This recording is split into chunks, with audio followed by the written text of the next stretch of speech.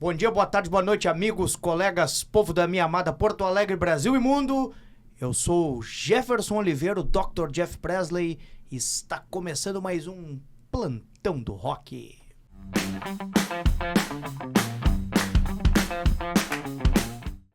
Hoje com alegria tripla, 3 convidados no programa, mas começando pela grande rainha da trupe aqui, eu quero apresentar para os que não conhecem e matar a saudade dos que já conhecem, de Ariane Vink.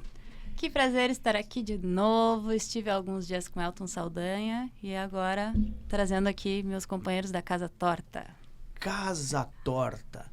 Ao meu lado, o percussionista ou baterista, ele vai dizer exatamente o que ele é na banda Casa Torta, Otávio Castilhos. E aí, Otávio, tudo bem? Pá, tudo bem, um prazer estar aqui com vocês. Eu não sou percussionista, sou baterista, né? Eu tô na percussão aqui mais para quebrar o galho, porque não dá para trazer a bateria aqui, né? Meio difícil. Mas eu também faço os backing vocals aqui para Casa Torta. E completando o trio, o guitarrista e multi-instrumentista Bernardo Scarton. E aí, Bernardo? Tudo bem, Jeff? Imenso prazer estar aqui no Plantão do Rock. Prazer é todo nosso. Eu vou perguntar pro Otávio o seguinte. Cara, todo percussionista não é um pouco baterista e todo baterista não é um pouco percussionista? Sim, é bem isso mesmo, né? Eu fiz a brincadeira aqui, mas... porque bateria é um instrumento de percussão, né? Mas... porque que geralmente... Com um percussionista, ele abrange muitos instrumentos, né? Então, é uma tarefa difícil, porque cada instrumento de percussão, ele exige uma técnica, né? Não são todos iguais, assim, né? Por isso que eu me vejo mais como baterista, porque eu estudei apenas bateria, assim, né? E os outros eu dou uma arranhadinha, assim, né? E eu fiz questão de fazer essa pergunta, porque eu imagino que deve ter muita gente nos assistindo que também faz essa confusão, né? Uhum. Tipo, o cara que toca lá bumbo legueiro, mas o público daqui a pouco acha que é o baterista da banda, ou daqui a pouco não entende por que de repente tem um baterista e tem o do bumbo legueiro, e por que não faz os dois? Uhum. Geralmente bateristas ou percussionistas, a gente tem uma ideia de como tocar outros instrumentos, né? Então, quando tem um show mais acústico, assim, por exemplo, no formato que a gente está aqui, pela dificuldade, às vezes, de trazer o instrumento, a gente parte para outros viés, assim, que são parecidos, né? Que supre o instrumento principal, né? Que no meu caso é a bateria, que eu vim hoje com um carrom, que não dá para ver aqui, mas estou sentado em cima de um carrom, para conseguir fazer aqui, né, um ritmo pro pessoal. Vamos tirar um som. Bom, dando seguimento aqui no nosso Roda Viva, depois eu vou perguntar para ele o que ele acha de bateria eletrônica. Bernardo, o senhor, o homem das cordas, é violão, é guitarra, é baixo, é o que mais, é tudo? Meu instrumento principal é guitarra, e eu sou um guitarrista de formação. Mas eu toco violão, um violão de aço. Eu não me considero um violonista ao pé da letra, porque o violonista mesmo, ele tem uma outra linguagem, né? Ele tem as unhas da mão direita comprida, ou da mão esquerda, se ele é canhoto. E eu trago uma linguagem bem guitarrística para o violão. O baixo, como a Casa Torta mudou de formação recentemente... eu acabei pegando baixo em algumas músicas, embora também não seja o meu super instrumento principal, mas é um instrumento que eu gosto muito de tocar. E eu tenho tocado também recentemente um instrumento que para mim é super novo, que é o pedal steel, que é um instrumento bastante do country norte-americano, mas que se a gente tocar ele de uma maneira diferente, assim, a gente consegue encaixar ele em diversos estilos de música. Então eu me considero primordialmente um guitarrista e os outros instrumentos são consequências. Tu começou estudando violão ou tu começou estudando guitarra? Eu comecei estudando violão de aço, já com o intuito de tocar guitarra. Então, meu primeiro ano foi tudo aula de violão de aço, mas porque o professor me prometeu que a gente poderia fazer uns solinhos de guitarra no violão de aço. Só por isso que eu aceitei. Certo. E pessoal entender diferenças que tu percebe do violão de aço e do violão de nylon. Uma coisa tu falou, ó, a questão das unhas. E realmente, eu não me lembro de violonista de aço que tem unha comprida, por exemplo. Bluseiro clássico, ou eu vejo fazendo batida e abafa, mas sem unha comprida, ou usando palheta. Não... E também eles usam uma coisa que se chama Dedeirinha. dedeira, uma dedeira de metal, ou às vezes de plástico também. No dedão, mas também existem as dedeiras para os outros dedos, né? Que tu tira um som super metálico daí, essa dedeira na corda de aço. Mas o violão de aço, ele difere do violão de nylon principalmente no timbre da corda, né? Então a corda de nylon, ela tem esse timbre mais doce, assim, menos pontuda, como a corda de aço tem. E, obviamente, o tamanho do braço do violão também. O violão de nylon, ele tem o braço mais espaçado, e o violão de aço, para mim, de uma maneira geral, tem o braço um pouco mais parecido com a guitarra. E, principalmente, na verdade, é a maneira de tocar, é a linguagem do violão. Porque, geralmente, os violonistas de nylon têm essa linguagem ou do violão erudito, ou do violão brasileiro, ou do violão flamenco, ou outras estéticas. E o violão de aço, ele tem... ele é tocado de uma maneira diferente e é usado em gêneros principalmente como rock, como até o sertanejo também, e o pop. Não que seja excludente, né? Os dois violões podem ser usados em vários gêneros, só que a linguagem e o timbre são diferentes. Tu gosta de tocar com palheta ou tu gosta de tocar sem palheta? Depende. Eu toco com palheta, sem palheta, e eu toco de uma maneira híbrida também, às vezes, escondendo a palheta no meio dos dedos, certo. assim, quando eu preciso de fazer uma levada que envolva mais cordas, ou até quando eu quero um timbre um pouquinho mais suave no instrumento, eu tiro a palheta, escondo ela no meio dos dedos e uso os dedos. Aí quando eu quero um timbre mais pontudo, mais presente, eu uso a palheta. E agora focando na nossa estrela da tarde, Ariane, que tá aqui de novo. Para começo da conversa, já que estamos no instrumento, vamos continuar no instrumento. Pô, tu vem com um violão Martin pra nos humilhar, é isso? É o nosso xodó, né? Nosso xodózinho é o Martin. E eu sou mais a violonista strummer, né? Que a gente chama, né? Tipo, ali na banda eu faço mais violão ou guitarra base. E também... Strumming, na nossa tradução, seria levada. Isso. Mais ou menos. Brincadeira strumming porque é juntar o STR do strings, né? Das cordas com o drum da bateria. Então, acaba sendo aquele violão mais rítmico, mais base. E comecei a estudar violão como para usar o violão para me acompanhar. Sempre cantei, né? Quantos anos? Com quantos anos que a música fez sentido? Que a música entrou na tua vida, assim, e tu... Eu queria cantar desde que eu era muito pequena. Mas levou uns anos, assim, eu xaropeando os pais, dizendo, eu quero cantar, quero fazer aula de violão para me acompanhar e tal. E ali com 9 para 10 anos que eles me colocaram para fazer aula de violão.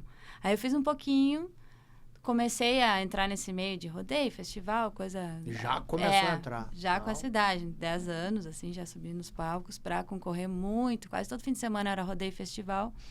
Eu sempre gostei de vários ritmos. O pai e a mãe são ligados à música? Não, sou a primeira da família. São ligados a...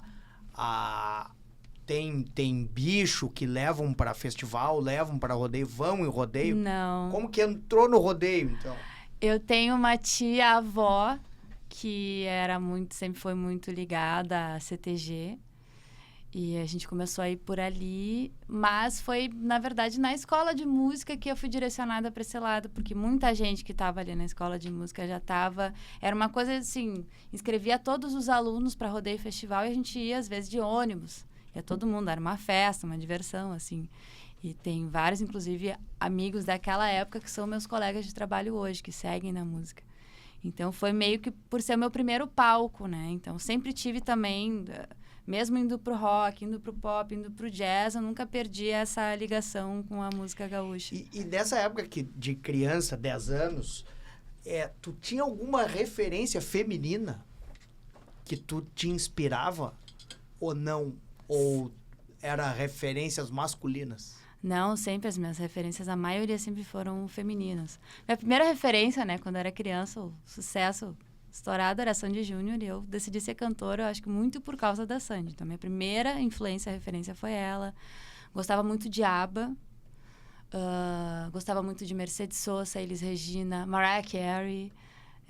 Sempre a maioria, a Ana Carolina também, essa história com o violão foi muito por influência, por querer cantar e tocar como ela, assim. Então, eu acho que as minhas referências principais até aquela idade ali foram essas, a maioria feminina. Porque a gente tinha aqui, além da Mary Terezinha, mas que acho que quando tu era criança ela já estava, não aparecia pouco na mídia, mas a gente tinha aquela que cantava, Berenice Azambuja. A Berenice. E um vozeirão imponente. Cantava muito, tocava muito, enfim, grande.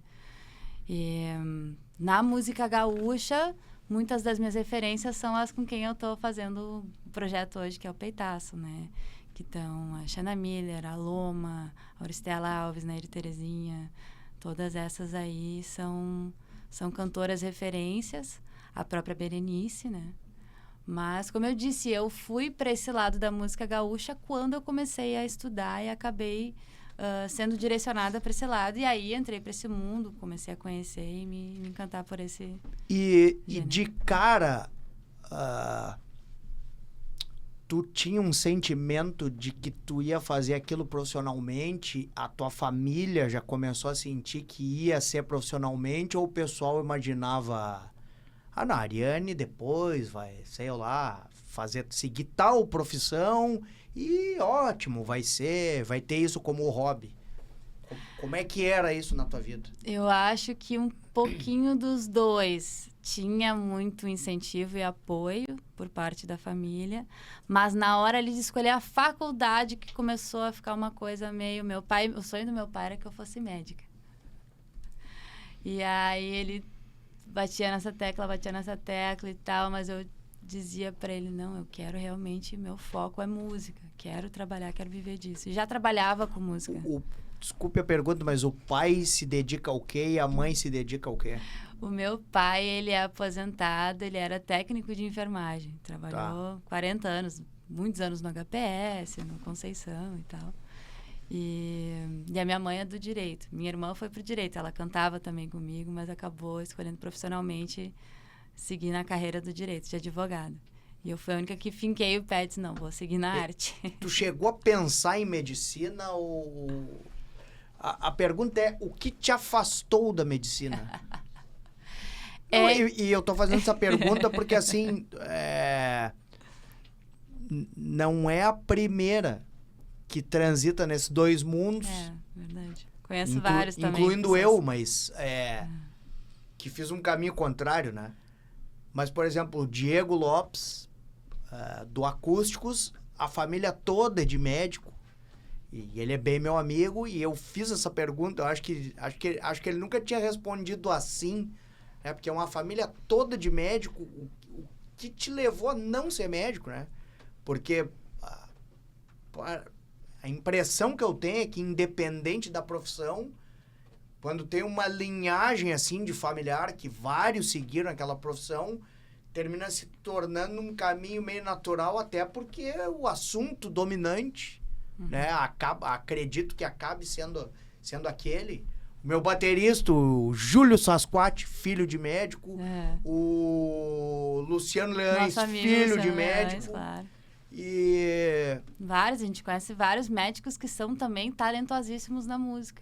E aí transitam entre essas duas áreas. Mas tudo bem, mas o cara ser médico e, claro, ser músico profissional e estudar música para valer, fazer a faculdade de música, que era médico antes, assim, de cabeça, me desculpem, não tô me lembrando de ninguém. Mas ainda a arte, como ela tem subjetividades, ela ainda se presta a, eventualmente, até fazer um estudo autodidata e conseguir fazer o caminho. A arte não exclui ninguém, né? A pessoa pode ter qualquer profissão e também exercer alguma arte, porque não tem arte, não é obrigado a ter uma formação na área. A arte é uma questão de expressão da própria pessoa, né? Mas isso que eu queria perguntar, o que afastou da medicina? Pra mim não gostava, não conseguia ver sangue, via, sei lá, tinha cena de coisa na televisão, não queria. Pior que não, eu sou interessada até por assuntos de ciência. Não gosto do meio médico, é isso? Pra mim era uma questão de saber que medicina exige dedicação, e aí vocês mais do que ninguém vão me confirmar isso, que exige uma dedicação muito grande, é um estudo muito intenso, muitos anos, e eu tinha medo disso me fazer eu me afastar da música. Tinha um pouco desse medo, e eu acho que eu sou uma pessoa que não consegue fazer muitas coisas ao mesmo tempo bem. Então, eu queria focar, e eu sabia que se eu escolhesse medicina, ia, né, exigir essa dedicação, ia me afastar da música de alguma forma. Também tenho amigos que foram para medicina e acabaram se afastando da música depois disso. E uma escolha mesmo que eu tive que ter. Poderia ter ido para medicina e continuar fazendo música, acho que nada impediria. Foi uma escolha ali na hora de fazer faculdade de música e escolher focar mesmo na música. Porque eu achei que eu ia ser mais feliz fazendo só música do que qualquer outra coisa no mundo, assim. É o tipo de coisa que na minha vida inteira sempre foi o meu maior foco, o meu maior interesse. Foi a música. Sempre foi a música. É a música. É. Será a música. É, exatamente. Mas nessa época, tu já estava relativamente famosa, na época que entrou na faculdade. Quando eu entrei na faculdade, eu já trabalhava com música, já cantava com o Elton, inclusive, com Saldanha. Já tinha feito bastante coisa, assim. E aí foi natural eu ir para a faculdade. Só fiz mais contatos ainda, só me abriu mais caminhos para seguir trabalhando com música. E do ponto de vista técnico, te abriu muito horizonte ou não? Muito, muito. Porque não é, pelo menos ali, eu fiz música popular na URGS, ali inclusive que eu conheci o Bernardo. E ali não era uma proposta de estudo, sabe? Aquela coisa focada só na técnica, só no que é. Tinha bastante discussão aberta. É um curso bastante aberto. A gente se propõe a conhecer músicas de tudo que é tipo. Tem até uma disciplina chamada World Music, que é músicas do mundo, que se propõe a estudar tudo que não é aquela coisa mainstream, aquela coisa eurocentrada, e sim músicas diferentes feitas pelo mundo. Então, isso também abre a cabeça e deixa a gente dar ferramentas para a gente ser mais livre para experimentar a música de outras formas também. Eu quero voltar no assunto profissão, porque agora eu vou contar uma coisa para ela. Claro, existe esse... Eu não vou chamar de tabu, porque não é exatamente um tabu, mas existe essa imagem da medicina ainda como uma coisa meio inatingível, que não é para todos os seres humanos. E a gente recebeu aqui um colega que hoje em dia é neurocirurgião, chama-se Everton. Deve ter trabalhado com teu pai no HPS, porque ele é plantonista do HPS, e que esse fez música, fez mestrado em música, fez doutorado em música, participava da banca de seleção da faculdade. Que legal. Depois entrou na medicina, pai representante de laboratório, e depois fez neurocirurgia, que é uma carreira longa e pesada. E ele disse, estava acompanhado da esposa, ele disse que tinha muito mais rigor técnico e comportamental na música do que na faculdade de medicina e na residência de neurocirurgia. E, com a licença poética e a devida vênia aos meus colegas, a esposa dele que estava junto disse: vai me desculpar, eu preciso dizer uma coisa. Na música são tudo uns purgantes. Mas que interessante a percepção dele, né? É por isso que eu disse, no fim das contas, é uma percepção que eu tinha ali com 17, 18 anos, né? Que eu já sei que depois de conhecer pessoas que seguiram vários caminhos, a gente sabe que tem muitas possibilidades, né? Tudo é possível. Mas foi uma escolha que eu fiz e que eu acho que, para mim, foi o Foi que segue sendo o que eu queria. Sigo firme. Tu te lembra qual foi a primeira música que tu tirou ou que tu aprendeu a tocar ou cantar, que tu queira, e que te deu aquele... Consegui! Era isso que eu queria. Essa música aqui. Sei lá, ou tu achava difícil, ou tu achava difícil a melodia, ou tu achava difícil de decorar. Alguma música lá mais do início que tenha te marcado, assim, que tu... isso aqui eu lutei e consegui. Nossa, a primeira eu não lembro. A primeira, assim, eu não lembro. Eu aprendi... Eu só lembro da época que eu comecei a estudar, que nos primeiros meses eu tava meio travada, assim, e aí eu via tinha alguns amigos que já tinham começado a fazer aula e já estavam voando no violão, assim. E eu tava meio travada, mas eu era meio preguiçosa também. E aí, numa dessas, eu tava vendo a Daiane dos Santos no auge, assim, fazendo aquelas acrobacias absurdas. E questionei, mas como é que alguém consegue fazer isso? E aí, a minha mãe aproveitou aquele momento pra... É porque ela treina, ela se dedica, e ela aproveitou, entendeu? Aquela oportunidade para dar aquela lição de moral. E se tu quer tocar violão bem, então vamos lá, vamos colocar na tua agenda todo dia, tu vai estudar por 1 hora no mínimo. Vai estar na tua agenda, pelo menos aquela 1 hora tu tem que sentar e estudar. E aquilo fez toda a diferença. Ali que eu vi a evolução rápida. Porque eu vejo muita gente, como chega para nós, né? Para ti também deve muita gente, eu tentei tocar, mas eu não levo jeito. Não tenho talento. Não, eu tenho para mim que essa pessoa não teve essa disciplina, essa dedicação. Porque quando a gente quer muito uma coisa, a gente vai até conseguir. Então, acho que a questão de aprender a tocar um instrumento, aprender a cantar, é só de ter essa vontade de dedicar esse tempo para aprender aquilo ali. Então, as pessoas desistem no começo, começa a aprender instrumento, não, tá muito difícil, não quero. Aí mas teve aquela que tu disse, eu quero aprender essa aqui, e tu conseguiu?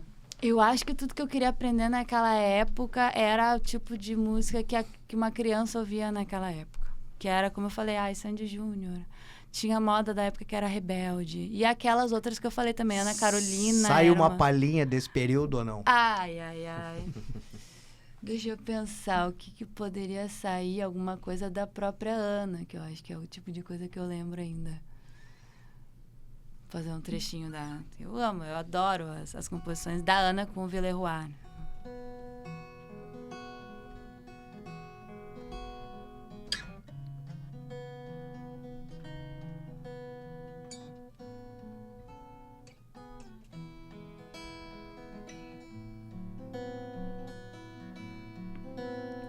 Eu quero te roubar pra mim, eu que não sei pedir nada.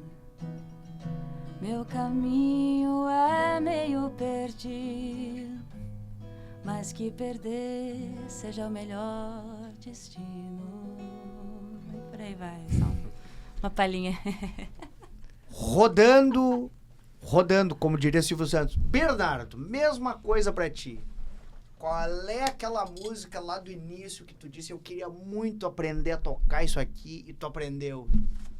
Tu disse, Cara, eu comecei a tocar rock, assim, logo me interessei pelo blues. E, claro, uma das figuras mais emblemáticas, assim, do blues, dos guitarristas, é o Stevie Ray Vaughan, né? Então, eu, como todo guitarrista, acabei passando pelo Stevie Ray Vaughan, embora hoje a gente tenha diversas outras influências.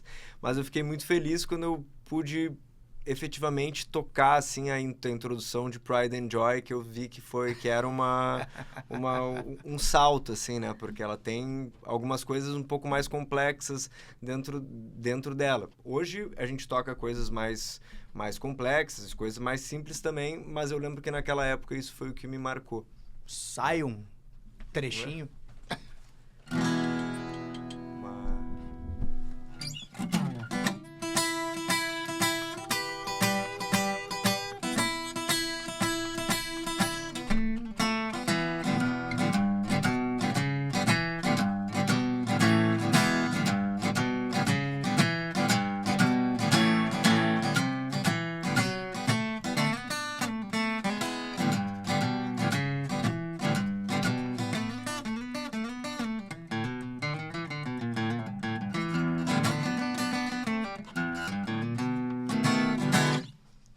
Essa era a introdução. Essa introdução, lá em 2012, 2013, eu estudei bastante, assim, pra pegar ela. E hoje, por mais que a gente não toque mais tanto Stevie Ray Vaughan, ela é sempre uma introdução emblemática pra mim. A afinação que vocês utilizam é a tradicional ou vocês costumam tocar com outra afinação? Ou vocês utilizam vários instrumentos de corda com afinações diferentes? Como vocês lidam com isso? Cara, geralmente a gente usa afinação standard, né, a tradicional. A Casa Torta, em outra época, com outra formação, tocava meio tom abaixo. Como o Stevie Ray Vaughan, como Guns N' Roses, como muitos grandes nomes do rock. Como Rosa Tatuada. Como Rosa Tatuada, exatamente. Um abração pros queridos, pro Matt, pro Jax. E, cara... E pro Valde de la Rosa, Valde, eu me esqueci que tá do me Valde. devendo uma entrevista faz uns 10 anos. Eles são todos uns queridos, assim, eles vão lá na loja que eu trabalho, que é a Open Stage, e sempre fazem vídeos excelentes, assim, então Aliás, grande abraço eu pra quero ir eles. lá, dar uma Open Stage, já fica aqui, ó, eu quero ir na Open Stage fazer um sarau lá. Estamos te esperando. Mas a gente tem explorado agora algumas outras afinações, né, principalmente depois dessa ideia do tributo a Fleetwood Mac que a gente tem feito. O Fleetwood toca com algumas outras afinações e dentro desse show a gente usa uma afinação, eu uso uma afinação em Ré menor aberto numa guitarra pra gente fazer uma versão de Gold Dust Woman, que é uma música emblemática do Fleetwood. E eu também tenho experimentado com outras afinações, tipo Sol aberto, Ré aberto, principalmente na guitarra Resonator, que é aquela que tem um cone de metal aqui que dá aquele som de lata mais blues tradicional, né? Então... Mas principalmente a afinação no standard. Fleetwood tem bastante. Tem Never Going Back Again também, muda a afinação. The Chain muda a afinação. Tem um momento do show ali que a gente fica só acústico, que o Bernardo toca várias músicas em afinação diferente. Assim. Nosso amigo da percussão, tu não vai ficar de fora. Antes de escolher a bateria, tocasse outro instrumento... a bateria sempre foi o que te chamou a atenção? Como é que a bateria entrou na tua vida? Bom, a bateria foi meu primeiro instrumento, né? Então, eu não me lembro muito bem, porque eu era muito criança, mas a minha família, ela é de músicos. Então, meu avô foi produtor e meu avô me via sempre batendo na mesa, em tudo que é lugar. Ele pensou assim, vou dar uma bateria pra esse moleque, assim, né? E ali, quando eu tinha uns 3 anos de idade, ele me deu uma bateria pequenininha, assim. Eu tenho até hoje essa bateria. E meu pai... Mas de brinquedo ou de verdade? Já era? Não, de era uma verdade? bateria infantil, Certo. né? Ela não tinha um som muito bom, assim, né? Mas ela era de madeira, assim, ela era... Tinha prato, tudo, né? Então, meu pai também é músico. E meu pai, assim, já logo de início, ele me mostrou, faz um groove, assim, né? O bumbo no tempo 1 e no 13, e a caixa mas já no chegou 2 e no 4. nesse nível. É claro que ele não me explicou assim, né? Ele me mostrou, Mas né? prodígio, começou cedo. Mas daí diz ele que eu saí fazendo, assim, ele me mostrou uma vez e meu pai não é baterista, assim, mas tem uma ideia, e eu saí fazendo e ele, acho que vai dar alguma coisa, assim, né, na música. E a partir daí eu comecei, né, meu primo também é músico, né, baterista profissional, e então ele também me dava dicas, né, de técnicas e tudo mais. Então eu comecei tocando assim, eu não me lembro exatamente desse tempo, eu já me lembro já tocando bateria, né. E teve essa também que eu perguntei pra eles, aquela que tu... eu queria aprender a tocar isso aqui, e quando viu tava tocando. Sim, eu me lembro bem, assim, meu pai é muito fã de Led Zeppelin, então ele sempre colocava lá o disco do Led Zeppelin e me falava, esse baterista aqui é o cara que tu tem que se inspirar. Né? John Bonham. John Bonham, né? Daí eu sempre fiquei com aquilo, assim, quero saber tocar isso aqui, né? Claro, com o tempo, né, quando eu fiquei um pouco mais velho ali, que daí eu comecei a ter uma noção mais musical, daí depois eu fiz aula de violão, eu fiz aula de outros instrumentos, assim, né? mais para aprender. E quando eu tive essa noção musical, assim, pô, colocava no fone e ali escutava, tirava. E eu me lembro que eu tirei Rock and Roll do Led Zeppelin. Foi a primeira música, assim, que eu tirei e eu fiquei muito feliz, assim, que eu consegui achar o groove certinho, eu tocava em cima. Então, essa foi uma música que é possível tocar a música do John Bonham, assim, né? E tem como emular essa performance no Carrom ou não? Bah, não Quase sei. impossível. Não sei, Então não vamos sei. testar. Vamos testar aqui, deixa eu ver aqui. Fazer só a introdução, vamos ver se eu consigo. Ele veio aqui. com a vassourinha, ó. Vamos ver se eu consigo aqui.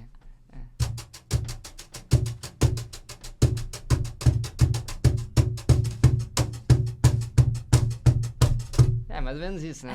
Não consigo fazer muito bem aqui. Ariane, vamos voltar, a mesa roda assim.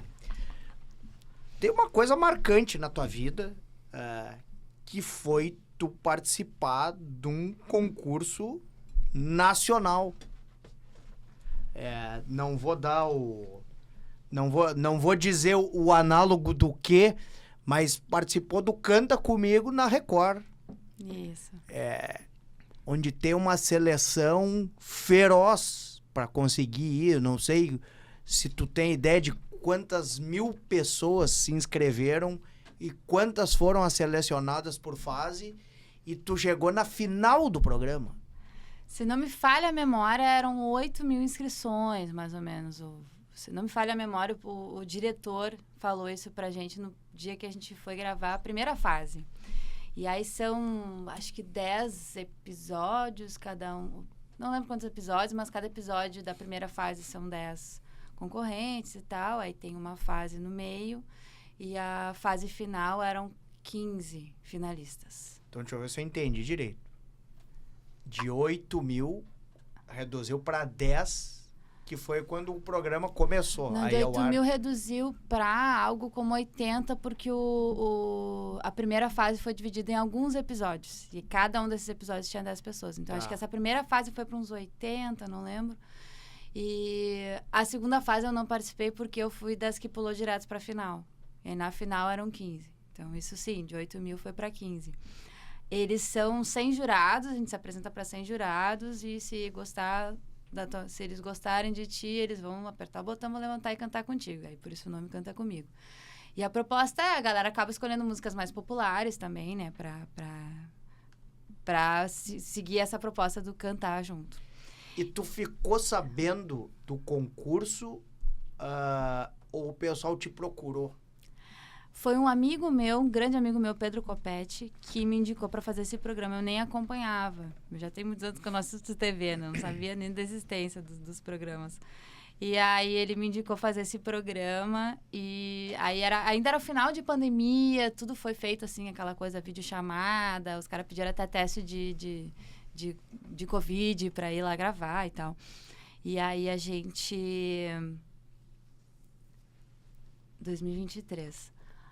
Aí sim que eu fui atrás um pouco de entender qual era a proposta do programa. Mesmo assim, eu quis escolher um repertório que fosse um pouco diferente do que já tinha acontecido. Tive que dar uma pesquisada nas outras edições do programa para tentar levar uma coisa diferente. Mas a inscrição, tu entrava, tipo, num site, preenchia teus dados, mandava vídeos? Uma inscrição online, eu acho que foi por e-mail. Isso, Tá. mandava os vídeos, preenchia tudo, mandava tudo por e-mail. Aí eles gostavam... chamava para uma reunião por vídeo. E aí tudo tinha essas etapas de reuniões por vídeo, sempre alguém da equipe em contato com a gente e tal. E aí chegando no dia da gravação da primeira fase, eu cantei El Dia Que Me Quieras. Pedi para fazer em tango, como é a versão original. Tá tudo no YouTube, se vocês procurarem, tá lá. Isso. E aí eu pedi para fazer a versão em tango, porque a versão mais conhecida é um bolero, que Sim, o Luiz Miguel. Luiz Miguel gravou. Mas a versão original é do Gardel, em tango. Então, pedi fazer em tango, cantei. 100 jurados levantaram. Se 100 jurados levantarem na primeira fase, vai direto pra final. Então, fui direto pra fase final. Chegando lá na final, eu pedi uma música mais diferente ainda. Aí, pedi pra cantar La Foule, que é uma música, uma versão em francês de uma música antiguíssima aqui da Argentina, que era uma valsa tradicional da Argentina, chamada Que Nadie Sepa Me Sufrir. Reza a lenda que a Piaf esteve na Argentina nos anos 60, ou antes até. Ouviu essa música rodando, voltou e pediu para um compositor fazer uma versão em francês para ela, e essa versão se tornou famosa no mundo inteiro. A gente descobriu essa música quando eu recém tinha começado a cantar com Elton, e a gente fazia a valsa original em espanhol, e pesquisando descobrimos que tinha essa versão em francês, e eu decidi aprender, e desde então eu canto nos shows do Elton, essa em francês. E aí decidi cantar ela na final do Canta Comigo, levantei 99 jurados. Não fiquei entre as 3 que ficou no pódio, mas digamos que eu fiquei ali em 4º lugar, porque os 3 que ficaram no pódio levantaram 100 jurados. Então, assim, foi uma experiência super legal. Eu fui de sangue doce, como se diz, né? Porque eu sei que esses programas não vão mudar a vida de ninguém. A gente tem que aproveitar essa oportunidade como uma vitrine. E para mim foi muito bom, porque foi um ano que eu voltei para cá e tive muito trabalho aqui no estado. E ajuda também as pessoas a lembrar da gente, a conhecer o nosso nome e tal. E no mesmo ano... Mas algum glamour, pelo menos na gravação, ou não? Porque tu tava de vestido. E tudo figurino deles. Paetê, assim. Todo paetê. O pessoal da produção que escolheu meu figurino, fez um penteado, todo o trabalhado. Camarote, como é que era? Tinha 100 toalhas brancas e... não.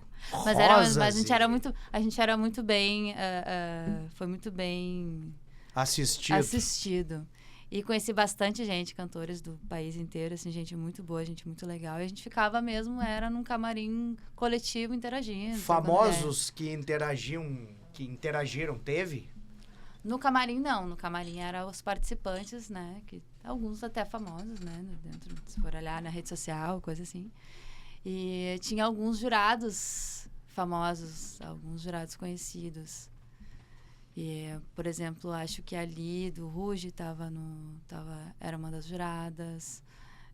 Chegaram os personagens. Chegaram a interagir com vocês em algum momento? Dizer, aí, pessoal, pois é, e aí, tão nervoso, ou sei lá. Eu acho que alguns que outros a gente encontrou pelo pátio, mas o pessoal da produção separava, fazia questão de não deixar a gente no mesmo ambiente, né, pra não interferir. Então, a gente... Acho que lá pro final talvez tenha tido, mas, no modo geral, a gente separado dos jurados. A interação é aquela que apareceu na TV mesmo. Terminou de cantar, eles escolhem alguns para dar uma opinião. E chegava em São Paulo que dia e gravava que dia? Eu não lembro a data, mas foi bem antes de ir ao ar. Foram alguns meses antes. Mas eu digo em termos de... Porque eu quero demonstrar pro pessoal que não conhece isso uma coisa. Como funciona, a voz, ela é dependente de uma gama grande de musculaturas. Tem que estar bem descansado. Depende de uma prega vocal que é recoberta de mucosa. Quem não sabe o que é mucosa é, por exemplo, o tecido que reveste a boca por dentro. E isso, né? Por isso que acorda um dia com a voz de um jeito, outro dia com a voz bem relaxada. E não é... A pessoa chega lá e canta sempre igual e tá com a voz sempre do mesmo jeito. E essa logística, se é o primeiro que canta, se é o último que canta, se chega antes, se não chega antes. Se chega lá, o ar-condicionado tá muito show gelado. uma semana inteira antes ou se não teve. Isso faz diferença. Então essa é a pergunta, se a logística foi favorável, se eles tentaram deixar todo mundo em pé de igualdade ou se daqui a pouco... Acho que não cheguei no meu melhor. Eu acho que a gente chegou um dia antes, foi lá, tinha 2 ou 3 professoras. A gente já tinha feito, já tinha todo o arranjo montado, tudo à distância com o pessoal da produção, mas chegando lá, todo mundo no dia anterior teve o seu momento de passar som lá no palco, para ajustar tudo e se familiarizar com o palco também. E teve um momento com uma coach que a gente passava a música e ela dava alguma orientação. Os exercícios de aquecimento com vocês. Alguma coisa elas passavam, assim, mas de um modo geral tinha bastante gente profissional ali. A gente tudo... Né? A gente normalmente, cantor profissional, a gente tem essa noção. Então, todos nós já fizemos aula com professores excelentes. Então, a gente tem os nossos exercícios que a gente sabe que é pra minha voz, eu preciso fazer esse, aquele outro. A galera do camarim só no... Muita, e cada um parece um bando de louco, né? Cada um fazendo seu exercício, mas todo mundo sabendo como se preparar. Sem querer dar uma, e eu vou dizer aqui, se quiser cortar, corta. Sem querer dar uma de Faustão, mas quem sabe faz ao vivo, sai um pedacinho de alguma? Achei que ia pedir pra pra ensinar um vocalize aqui. Não? Eu poderia fazer um pedacinho daquela francesa. Ah, lindo. E acho que depois a gente pode também tocar uma música da banda, né? A gente tem nosso trabalho autoral que a gente pode mostrar depois. Agora vai vir o bloco da banda. Je revois la ville en fête et en délire, suffocant sous le soleil et sous la joie. Et j'entends dans la musique les cris, les rires qui éclatent, rebondissent autour de moi. Et perdu parmi ces gens qui me bousculent, étourdi, désemparé, je reste là. Quand soudain je me retourne, il se coule, et la foule vient me jeter entre ses bras. Emportés par la foule qui nous traîne et nous entraîne, écrasés l'un contre l'autre, nous ne formons qu'un seul corps. Et le flot sans effort nous pousse enchaîner l'un et l'autre, et nous laisse toutes deux épanouis, enivrés et heureux. Entraînés par la foule qui s'élance et qui danse, une folle farandole, nous demeurons restés soudés. Et parfois sur le veine de corps sont lassés, s'envolent et retombent tous deux épanouis, enivrés et heureux. Que melodia! Otávio, vamos falar da banda agora. Casa Torta. Quando é que tu entrastes na banda? Entrastes, viu que bonito? Pois é, eu fui o último a entrar, né? Então eu sou o mais novo integrante da banda. E foi... Idade também.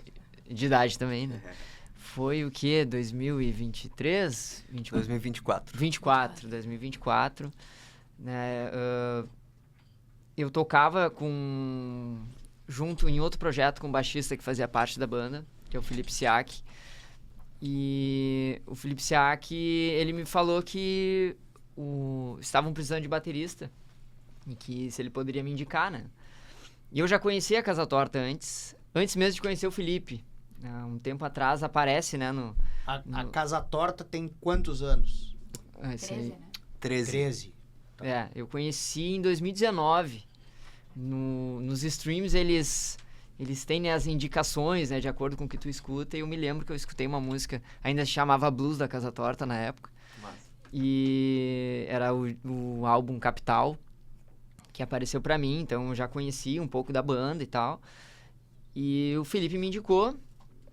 E a gente fez não uma entrevista, a gente fez uma reunião, né? Pra se conhecer. Pra se conhecer, assim. E na reunião a gente viu que a gente pensava da mesma maneira, assim, sobre o projeto autoral, né? Eles gostaram que eu também sabia cantar.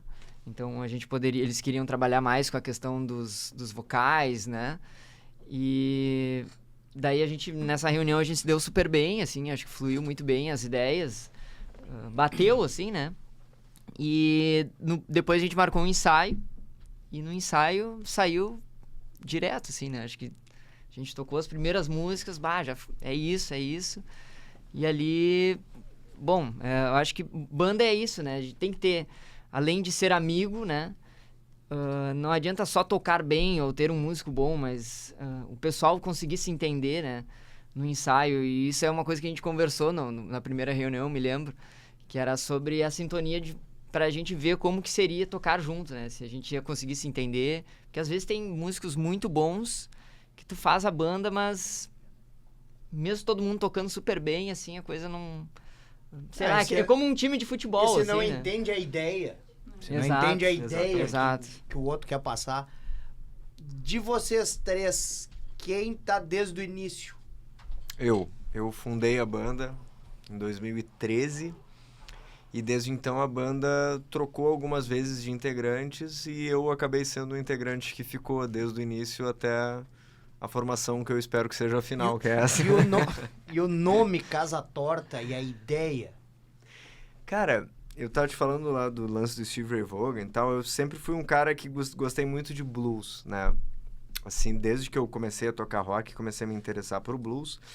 E aí, na verdade, a ideia era fazer um trio para tocar os blues tipo Steve Ray Vaughan, Jimi Hendrix, essa estética, assim, que a gente é apresentado pela primeira vez que a gente ouve blues. Geralmente, esses são os artistas que a gente é apresentado como os grandes nomes do blues e tal.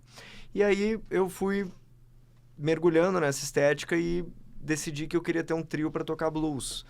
E aí, dentro desses grupos de Facebook e tal, eu achei o Felipe, que é o baixista que fundou a banda junto comigo, e eu já tocava com o baterista, que era também Felipe, né, mas era Felipe Seade, numa banda com uma estética mais Beatles, assim. E aí eu chamei eles dois e a gente fundou a banda.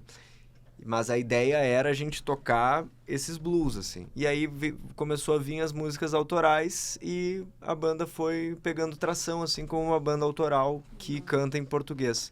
E o blues da Casa Torta, ele vem de uma música do Mutuca, que é uma lenda do rock gaúcho, né? Que é um poema do Ney do Clos, que começa com Naquela Casa Torta. E o Mutuca fez essa música e musicou esse poema, na verdade, e colocou o nome da música como Blues da Casa Torta. E aí a gente resolveu fazer essa homenagem ao Mutuca. E passou coisas tipo os mais antigos mesmo, Robert Johnson, Johnny Lee Hooker, esse pessoal vocês visitaram e visitam também? Com certeza. Charlie Patton também, o R.L. Burnside, que é a galera mais do Delta. A gente foi apresentado para esse blues mais pop, né? Só que conforme tu vai estudando, tu vai descobrindo outros nomes e vai mergulhando mais na estética do blues, né? E em todas as suas vertentes também, jazz, bebop, o jazz swing também, são coisas que que eu particularmente gosto bastante e tento também desenvolver uma linguagem na guitarra mais, inclusive, parecida com o Charlie Christian, por exemplo, hoje, do que com o Steve Ray Vaughan. Então, quanto mais tu vai te aprofundando num gênero, mais tu vai descobrindo nomes e determinando origens, assim, daquela estética. E o blues, eu acho que teve um divisor de águas, que foi a guitarra elétrica, né? Com certeza. Saiu do acústico e foi pro elétrico. Teve gente que não se adaptou, teve gente que não quis se adaptar, e teve gente que não só se adaptou, como floresceu, né? O Three Kings, por exemplo, né? O Albert King, o B.B. King e o Fred King, né? Despontaram nessa perspectiva aí. Com certeza. O blues tem uma coisa que agora é uma informação para quem toca, que eu achei dificílima quando comecei a estudar, que o blues abafa com a mão esquerda, né? O abafa da corda, em geral, é aquilo que a gente falou lá no início, e se vocês quiserem demonstrar melhor que eu, aquilo que a gente falou lá no início do strumming, até tem o Johnny B. Good, que ele diz, né? Strumming in the rhythm of the train, que é o strumming no violão que a gente toca quando aprende aquele... A gente abafa com a mão direita. E o blues abafa com a esquerda. Isso aí, pra mim, foi uma coisa difícil de conseguir coordenar pra... Porque tu precisa bloquear todas as outras cordas e deixar soar só uma, né? Só que isso te dá uma riqueza de detalhes, uma riqueza rítmica, no caso, porque tu consegue fazer riffs, né? Como se fosse com essa mão aqui, como se fosse um trem, né? Uma coisa assim, tipo, ou uma coisa tipo funk, né?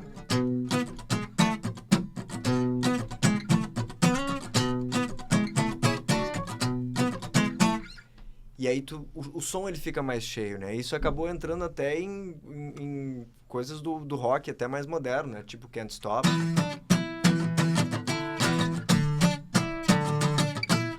Imagina tu tocar Can't Stop sem isso. Não tem, né?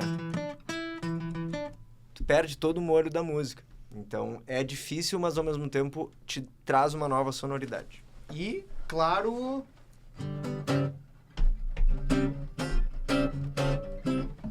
Isso. Highway to Hell. Bom, e qual é o carro-chefe da banda? Quando vão tocar? A música? Isso. Ah, a gente tem essa música que a Qual gente é acabou de aquela lançar. que a galera, que vocês curtem sempre tocar, assim? Tem alguma que seja a preferida dos três? Olha, a gente tem duas preferidas que foram as nossas músicas que a gente acabou de lançar agora. A gente queria, Mas de a gente repente... apresenta em shows há bastante tempo, né? Então, por isso que acabam sendo ponto alto. A gente ensina a galera a cantar, a galera já canta no show. Só que a gente lançou oficialmente nas plataformas agora. Em julho, a primeira, que é a Brisa. E agora, essa semana, a Atmosfera. Inclusive, a Atmosfera tem a participação especial do Veco Marques, né, guitarrista do Nenhum de Nós. A gente, inclusive, estava encontrando com ele hoje mais cedo para gravar alguns vídeos. E a gente lançou essa semana a Atmosfera e ela marca uma nova fase, assim, da banda, com essa nova formação e essas novas músicas. Inclusive, foi a primeira música que, quando eu entrei na banda, me mostraram, né? É verdade. A gente meio que fez o arranjo junto, né, dela. Então, Vamos nessa, Atmosfera? vamos nessa.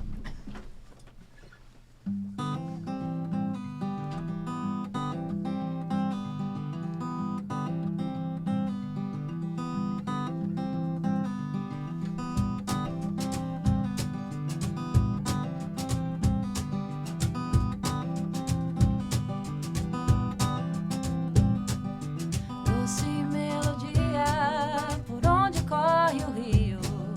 Posso estar sem rumo, mas ao menos não faz frio. Eu não tenho medo do que pode acontecer. O dia me conforta, mas sei o que é preciso ver. E se além da curva eu enxergar a água turva, sei que a vida vai além do que se vê. A gravidade me acelera, mas na tua atmosfera sinto o corpo levitar. A gravidade me acelera pela tua atmosfera.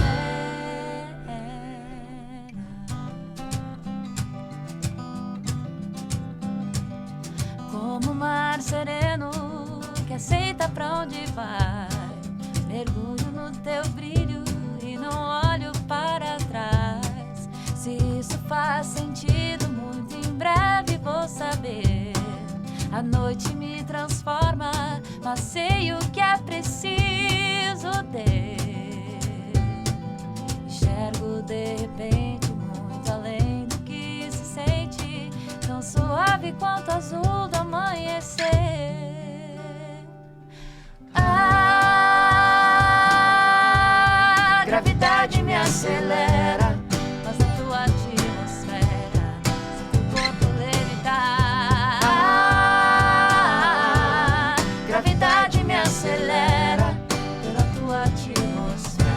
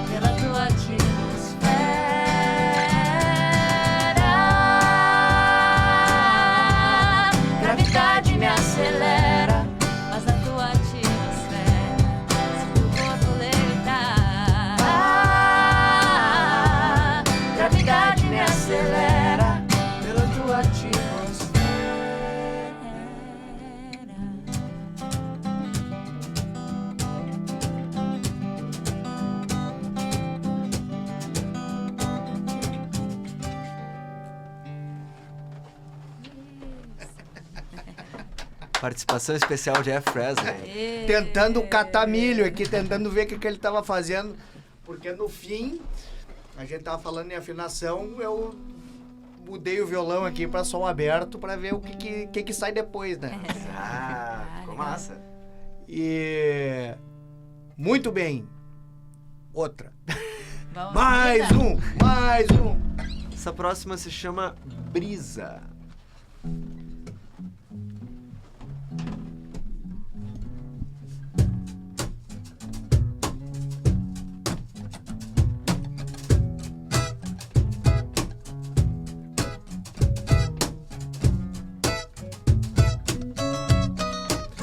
Enquanto dançam as semanas, tarefas tão mundanas se mostram tão vazias para mim.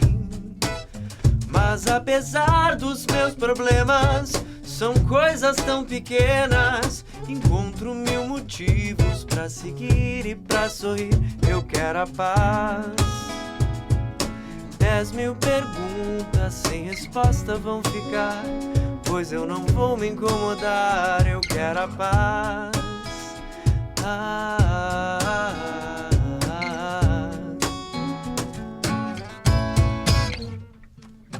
Vai entardecendo, a brisa vai batendo mais. Vai entardecendo, a brisa vai batendo mais.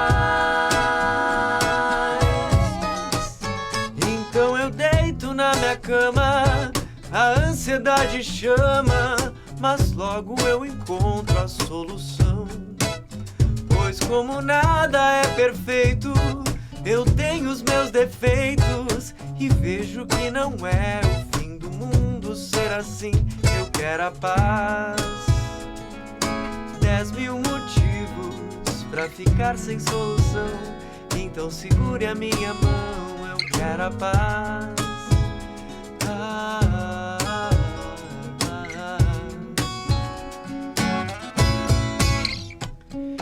Vai entardecendo, a brisa vai batendo mais.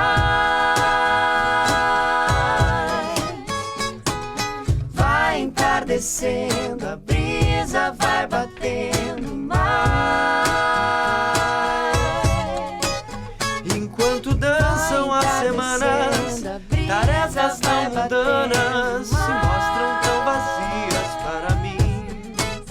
Mas apesar dos meus problemas, são coisas tão pequenas. Encontro 1000 motivos pra seguir e pra sorrir.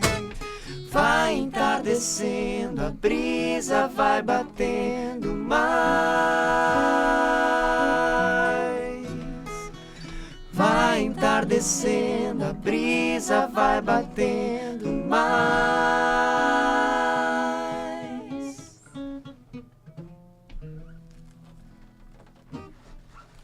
Devagarinho vamos. Tem que fazer um Elvis agora juntos, né? O que manda? Então, não podemos encerrar sem o Elvis. Até vou tomar uma aguinha aqui. Um Blue Suede Shoes.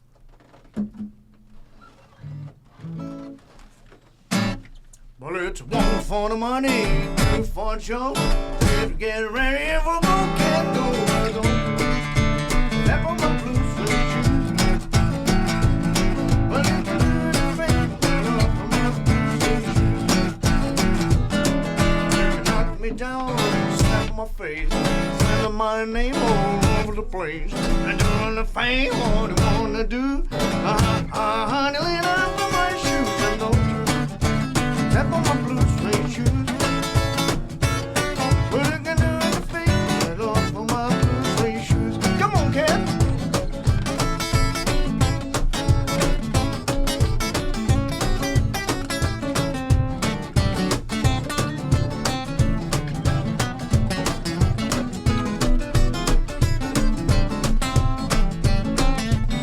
Well, it's one for the money, two for the show. Please get ready if we're gonna get through. Why don't you step on my blue suede shoes? You can do anything, let off on my blue suede shoes. Blue suede shoes. Blue suede shoes. Blue blue, blue suede shoes. Blue, blue, blue suede shoes. You can do anything but let off from my blue suede shoes. Blue, blue, blue suede shoes. Blue, blue, blue suede shoes. Blue, blue, blue suede shoes. Blue, blue, blue suede shoes. You can do anything but let off from my blue suede shoes.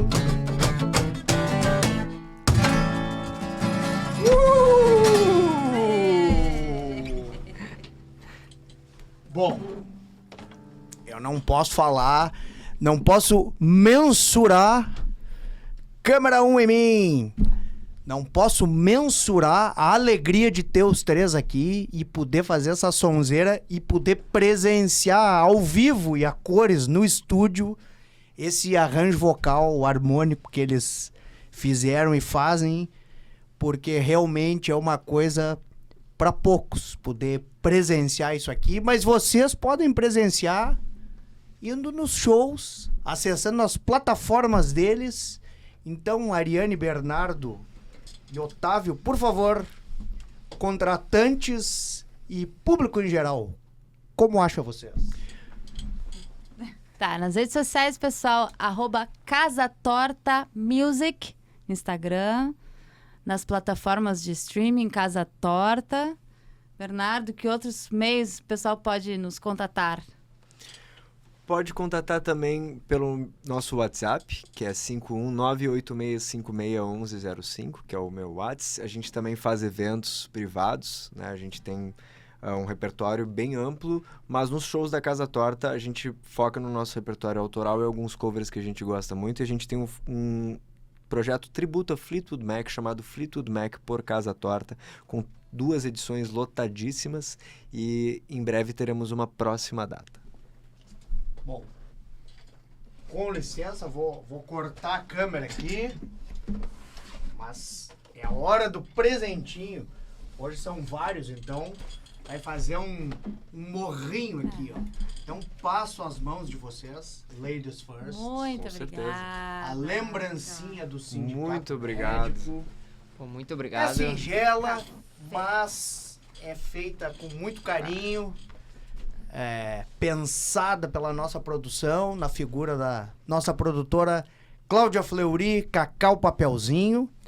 E, claro, sempre lembrando em todos os programas, o nosso eterno presidente do Sindicato Médico do Rio Grande do Sul, Dr. Marcelo Matias, sem o qual não haveria o canal e não haveria o programa. Isso aí, muito obrigada. Que prazer estar aqui de novo. Jeff, muito obrigada. Obrigada, Cláudia. Podem contar com a gente sempre. Sempre que quiser, estaremos de volta. Um imenso prazer estar aqui contigo, Jeff. Obrigado, Jeff, Cláudia, todo o pessoal que está trabalhando no programa, todo o pessoal do Cimerse que nos recebeu maravilhosamente bem. E a gente deseja muito sucesso para vocês e agradece muito. Esse é um espaço muito importante para a música e a gente deseja longa vida e sucesso ao programa. Muito obrigado. Muito obrigado também. Acho que eles falaram muito bem, assim, né? Agradecer pela recepção, né? Foi muito bom fazer um som aqui com vocês todos e todo mundo, eu noto que todo mundo entra aqui meio pé atrás, assim, né? O que eu vou encontrar num prédio do sindicato médico, com médicos? E quando chega aqui, vê que é um bate-papo e que estamos todo mundo em casa, né? E ao mesmo tempo a gente vê que tem uma preocupação muito grande assim, com a qualidade do programa e isso é visível para qualquer pessoa que entra aqui no prédio. Então vocês desempenham um trabalho de muita qualidade e com muita dedicação e a gente queria parabenizar vocês todos por isso. Pô, muito obrigado. As portas dos estúdios e do plantão do rock e da comunicação estão abertas para vocês quando quiserem vir aqui. Se tiver o lançamento de outro trabalho, outro disco, anunciar show, não tiver nada para fazer, quer vir aqui tomar um cafezinho, a gente grava um programa e assim nós vamos. Eu já vou me despedir de vocês, desejando uma ótima semana e desejando que vocês entrem nas nossas plataformas, visitem o canal do Cimerse, tanto no YouTube quanto no Instagram. Agora a gente tá com o canal do Cimerse voltado a parte cultural do sindicato, não só a parte política, que é o canal do Simers. Então, nos sigam, deem like, divulguem, por favor, se puderem. A gente precisa de seguidores, a gente precisa do feedback de vocês. Mas o que eu ia pedir para vocês, meus amigos, é uma coisa que a gente gosta de fazer muito, que é improviso. Então, uma bluseira em lá, qualquer coisa que vocês quiserem, vamos é fazer barulho. Tu vai tocar com a gente? Claro. Aê. Então vamos Lá, fazer um então? blues em lá. Então vai.